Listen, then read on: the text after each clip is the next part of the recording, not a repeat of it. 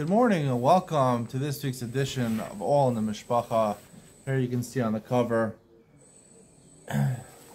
Finding My Voice. Levi Falkowitz replaces journey from showman to soul singer.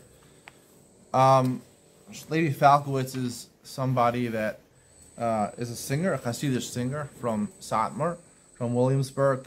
Apparently has a good voice. I actually read the article this time. Pretty interesting story.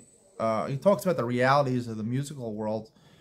First of all, how he tries as a Hasidic singer to avoid the celebrity status, which basically what it is nowadays in the Jewish music world. You're a celebrity if you're a big star. He doesn't like that. He has his own red lines. He doesn't want to be a celebrity.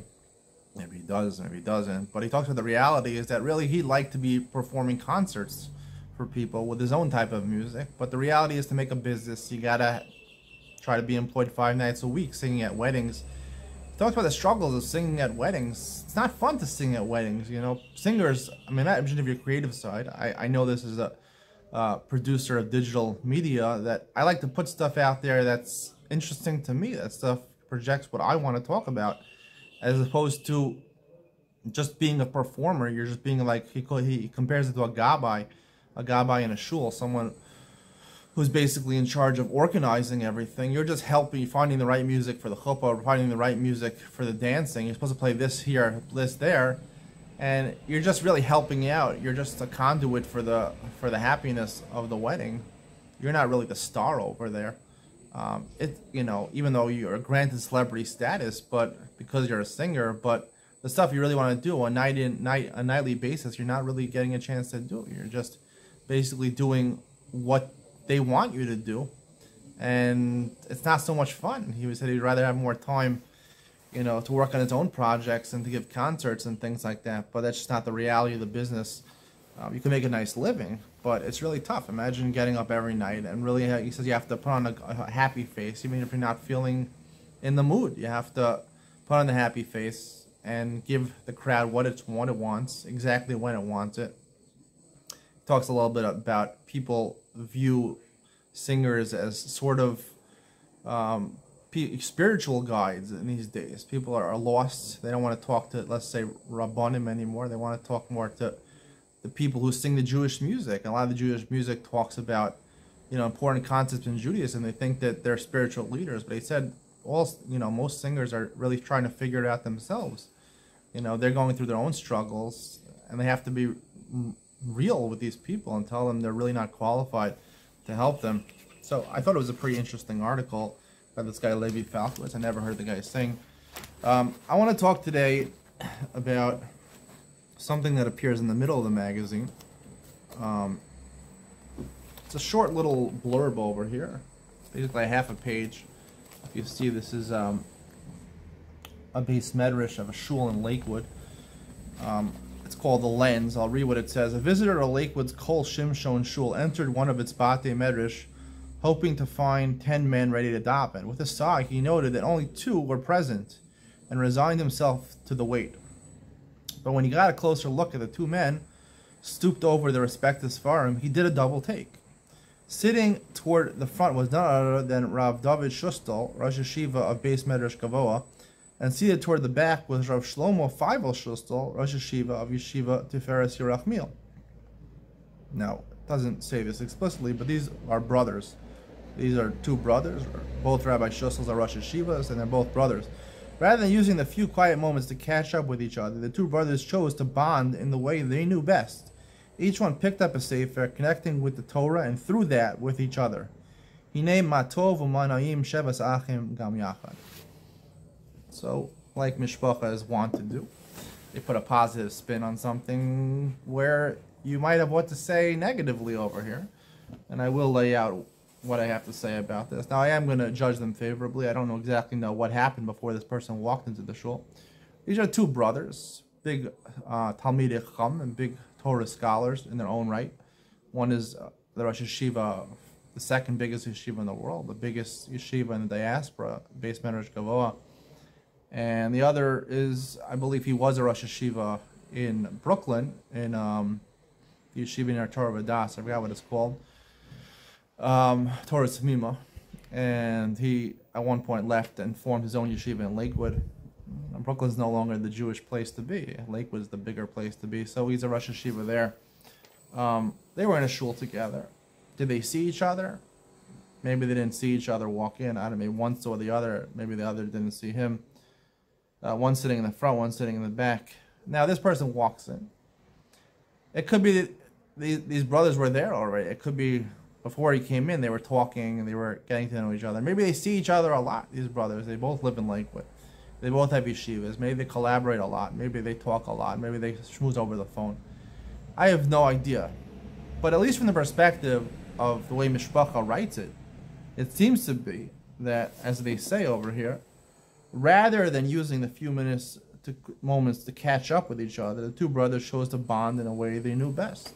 They bonded through learning Torah. Normally, if you're in the yeshivish world, if you bond through Torah, that means learning chavrusa. I've heard when I was growing up, when I was younger, that the closest relationship you can have is with a chavrusa. Why? Because you bond through Torah. Torah is the greatest bonding element there is in the world. You bond to God with Torah. So the greatest bond is between a chavrusa. Until you get married, you think, oh, my chavrusa is my best bond. And then you realize, no, probably the closest bond you have within life is your wife, or at least it should be. So, what I don't like about Mishpacha magazine is they put a positive spin on something they're interpreting. Apparently, maybe Mishpacha magazine knew they never talked at this meeting, or they don't talk in general. And the best way they bonded, a positive spin on it, they bonded through the Torah. Now, I'm going to go with what Mishpacha magazine is saying over here, because even though maybe it's not true by these people, because it could be they talked before, and it could be they talk on a regular basis. There's a lot of different people out there. I will talk about this, about a lot of times when people are very busy with Torah learning, becoming Talmidei Chachamim, Avreichem, they throw family relationships out the window. This happens a lot, because people say Torah is more important than everything else. Sometimes, it's an excuse a lot of times, because it's not just about this. Let's say there's, they had Rav Chaim Kanievsky passed away, I think a little more than a year ago. And there was, a lot of people, there's a big push to go to his Levaya. But his Levaya was in Bnei Brak. No one wants to go to Bnei Brak. It's hard to get there. It takes up your whole day. People want to learn Torah. I know when I was learning Torah, I hated going to these Levayas. I usually don't want to go to Levayas because I wanted to learn Torah. So, the right thing is, if you're part of the yeshivish world, you want to pay respects to the biggest leader of the generation, and maybe you should probably, but you make excuses like Rav Chaim Kanievsky would have wanted me to sit and learn. And you lie to yourself, which is a lie to yourself, right? It's an excuse to yourself. And oftentimes, you use Torah as an excuse for other things. It's important to have a relationship with my brother. It's important to have a relationship with my parents. But what's more important? Torah. A lot of times, children will turn out differently than their parents. Their parents maybe are not religious, or are more on the modern side, and they get into Torah learning. And they use Torah learning as a reason to cut off relationships with their parents. Because Hashem wouldn't want me to have a relationship with someone who's not committed to God, who's not committed to Avodas Hashem. It's been rumored about Gedolim. I believe Rav Shach, his son became Dati Leumi, Mizrahi. He went to Yeshiva University, got a degree there. He taught mathematics. I don't know. I think they didn't talk. So the day they talked up until Rav Shach's wife was alive. After Rav Shach's wife passed away, the reason he talked to him because he wanted to make his wife happy. After his wife passed away, he cut off his connection with his son. Because Hashem wouldn't want me to talk to someone who's Mizrahi, who's Dati Leumi, Chas v'Shalom. And Rav Shach was the biggest rabbi of the generation, the leader of the generation, but he did that. It's monumental to say. It's absolutely wrong. I'm going to say it unequivocally. He's your son. You don't cut off a relationship with your son. He didn't even get up Judaism. He was a Jew, a regular Jew. He's Mizrahi. So he taught mathematics. He went to Yeshiva University, a graduate school, Azrieli, or I forgot which graduate school he went to. Rebel or something like that. You don't cut off a relationship with your son based on that. It's not an excuse. People justify it and say Hashem wouldn't want me to waste my time that I could be learning Torah. Or Hashem wouldn't want me, even worse is Hashem wouldn't want me to associate with someone who's different than Haredi Judaism. Right? If he's not Haredi, it's like he's a guy. It's like he's someone who's worshiping Avodah Zarah. And it happens awfully a lot. I had a friend I went to high school with, and he's currently a rabbi in shul, and he became firmer than his family. His family is modern Orthodox.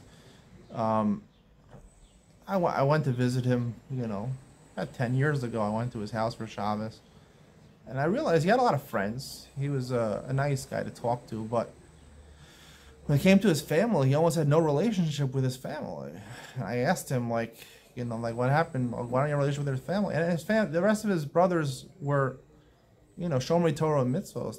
They worked, but they were learned people. They spent time learning. They were koveitim l'Torah. And he didn't have a relationship with him. And his wife also wanted to know why he didn't have a relationship with them. People use Torah as a pretext for not doing the hard work in life, right? Everybody knows intuitively, instinctively, subconsciously that you're supposed to have a relationship with your family members. They're called the Zayin Krovim. They're called, right?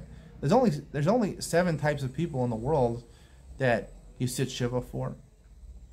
That if you're a Kohen, you can go bury them, even though you're normally not allowed to come in contact with corpse tuma, corpse impurity.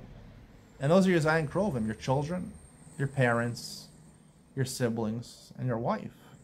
And a lot of times, maybe the wife, people treat more seriously. But a lot of times, people will just cut off relationship with their parents, cut off relationship with their siblings, cut off relationship with their children, in the name of Torah, either because you need to learn Torah, it's a waste of my time, or it's because Hashem would not want me to associate with someone who's not on my level, who's not worshiping Hashem like me.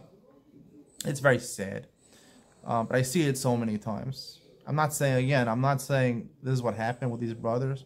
My father-in-law was Haredi, and he had a very good relationship with his brothers. And his brother, he had 2 brothers. One died pretty young. One is still living. His brother was a lawyer, but I used to speak to him every night on the phone. I thought it was a great thing, So not everyone's not everyone falls into this category, but I know there are a lot of people that don't pursue these things. I will tell you from my personal perspective, I was in the same boat. My parents are modern Orthodox. I went more to the right for a long period of my life. I'm still more to the right. I live in a Haredi community here in Telstone. And there was a time where I had to diverge from the path of my parents because, I entered the Mir Yeshiva. I stayed in Eretz Yisrael learning at a Haredi Yeshiva for a while. And my parents were not happy that I diverged from their modern Orthodox path. They would have liked me at least to become, go to Yeshiva University, REIT's Smicha program, and become a rabbi in a modern Orthodox shul, which, at least they can relate to. They can relate to the rabbi of their shul. But to be a whole different path of Haredi Judaism, that looks down on modern Orthodox, even Dati Leumi people, and vice versa.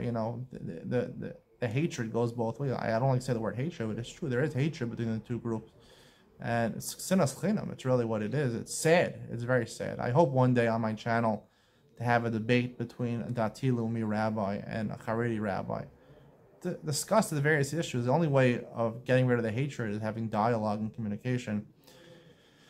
But I had to diverge from their path, and my parents were very angry about it. But I made a point of trying to repair the relationship as I got older, to repair the relationship with my parents specifically. And it wasn't easy. It wasn't easy to repair the relationship. And it took many years. And my siblings are not the same as me. I mean, all my siblings went a little more to the right than what they were brought up as. But, my brother and sister, my brother and my 2 sisters' husbands were all in the working field. My brother works very hard. He works, some nights till 1 o'clock in the morning. He's an accountant for a private equity firm. They work hard. But and there have been difficulties in maintaining relationships with them. I don't live in the same continent as them. I live somewhere, half the way across the world from all three of my siblings. That was just in Pesach. I came back to my parents' house for Pesach, and it was really nice to see all my siblings. I hadn't seen them in a couple of years. Previous times I came in, due to COVID, we weren't able to get together, and there were other difficulties in getting together. But finally, we were able to get together. It gave a lot of knockoffs to my parents also, but it was a one meal. We had all four siblings and all, the grandchildren. We all, thank God, all my siblings have kids. So there were a lot of grandchildren over there. And we had one meal together at my parents' house where all the siblings reunited. And I made a siyum, and on another of my grandmother's yahrzeit. And all the siblings attended. So it was really nice. And I got to spend time with all my siblings. And my siblings are different than me in a lot of ways.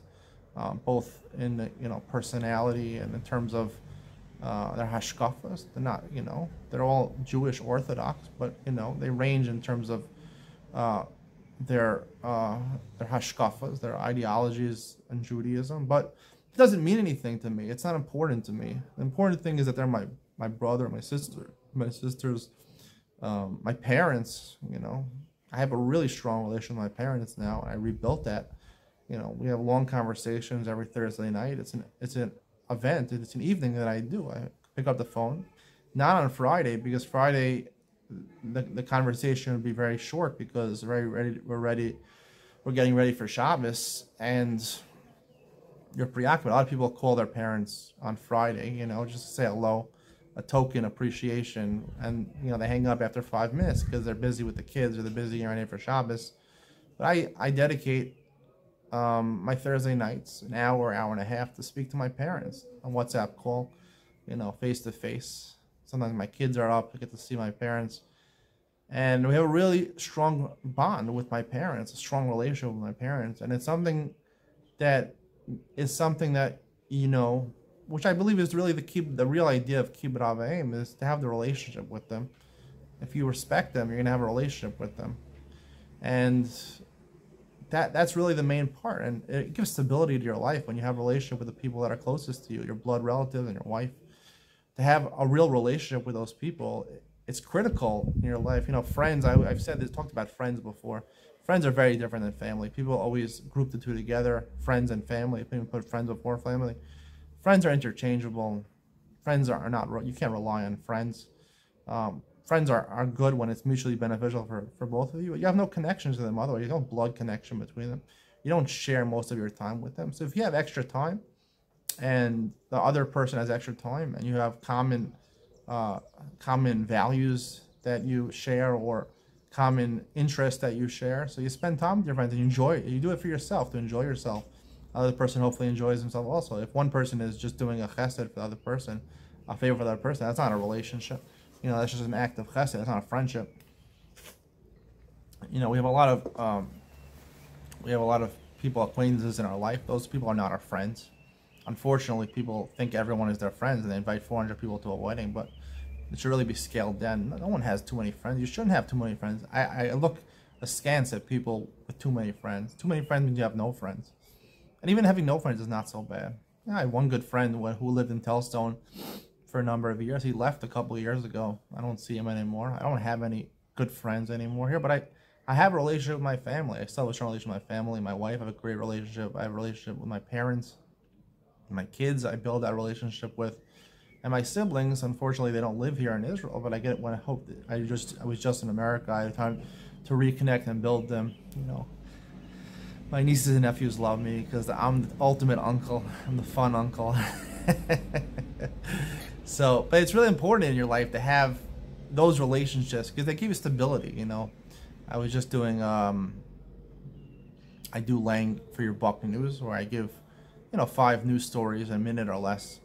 Last night I was doing something about a new trend called Dinks, double income, no kids. On TikTok, they talk about these people. People talk about their lives. They earn a lot of money. Maybe they're married, maybe they're not married, but they're promising never to have kids. And some ad, and a dog or something like that, with a dog, wad, with a dog. No kids, with a dog. They'd rather have the dog than the kids. And they're loving their life. They're traveling around the world. And listen, if they're married, gives you stability. Marriage. People. It's been often, people throughout the media. Everyone picks on marriage. Is marriage, even a monogamous marriage, really a monogamous marriage, which is the way of most of the world. Marriage is a jail sentence. Marriage is is something you just have to live with the same wife for the rest of your life. And why should you do that? Why should you confine yourself to one woman? You should be a swinger. You can have multiple girlfriends.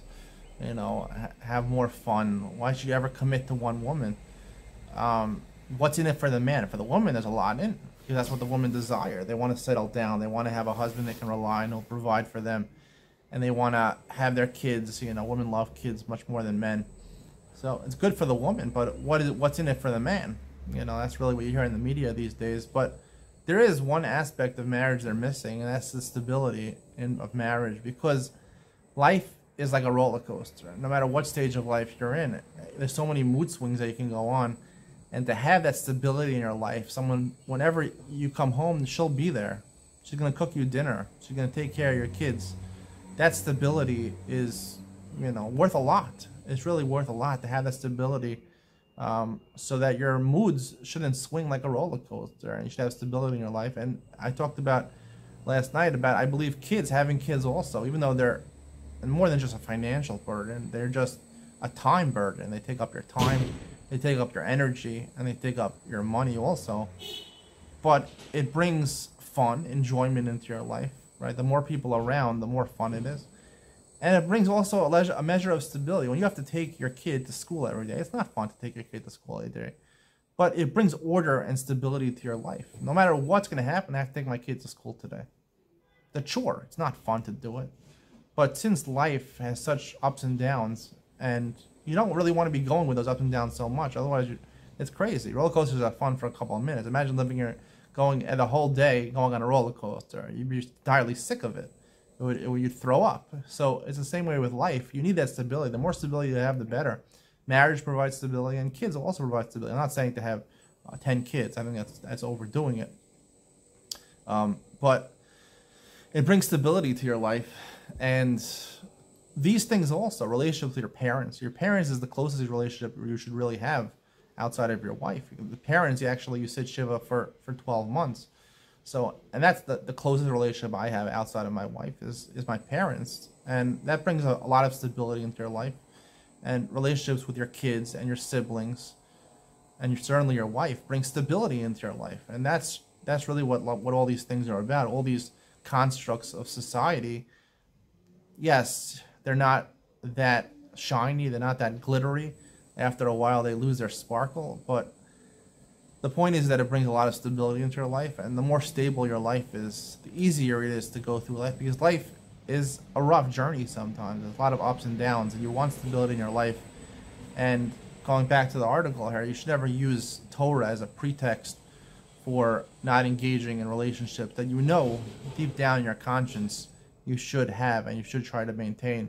And it's okay to mevatel Torah, to spend time with your family. I remember once I was in America, but before I was married, my brother had his first child, and he had it while I was in America. But the bris was going to be the day I was leaving, and I was leaving in the morning, a morning flight, maybe it was like 10 o'clock, and the bris was supposed to be at like 10 o'clock. And I called up Bilal, and I tried to change my flight, and I was successfully changing my flight to the night, so I could participate in my brother's bris milah. It's not his bris milah, his son's bris milah. It was my brother. It was inconvenient to change my ticket. I had plans to go at that time, but these are the things you do for your siblings, and it pays off in the end, because if you're able to maintain that relationship and have that relationship in your life, it's something which is irreplaceable, something which really gives you stability and really gives you comfort knowing that you're doing the right thing, and that you have people in your life that care about you, because people really care about you. Your siblings care about you, your parents care about you so much, and your children care about you also, and certainly your wife, your spouse cares about you, and it really brings a lot of comfort and stability into your life. And that's why these things are so important. And unfortunately, some people throw them by the wayside. I'm not saying specifically people that learn Torah. There's a lot of other people that are very callous towards these relationships, even if you're not learning Torah. But here, the article, according to Mishpacha's perspective, is talking about Torah. No, it's not bonding through the Torah. The bonding is through talking to each other and building a relationship. And even if it means being mavatal Torah, even though you're learning Torah 23 hours a day, you can afford 5 minutes to talk to your brother. Again, I'm being down the kapskos. I'm judging favorably. I don't know if Mishpacha had all the facts right over it. Maybe these brothers do get along. There are ultra-Orthodox brothers that do have good relationships, that do have good relationships with their family. But, I'm just speaking on the notion of having a relationship with your family. It's irreplaceable. It brings stability. It brings comfort. And ultimately, it helps you trudge on in life, because life is not always so easy. That's what I had to say this week. Hope you enjoyed this week's edition of All in the Mishpacha. See you in the next one.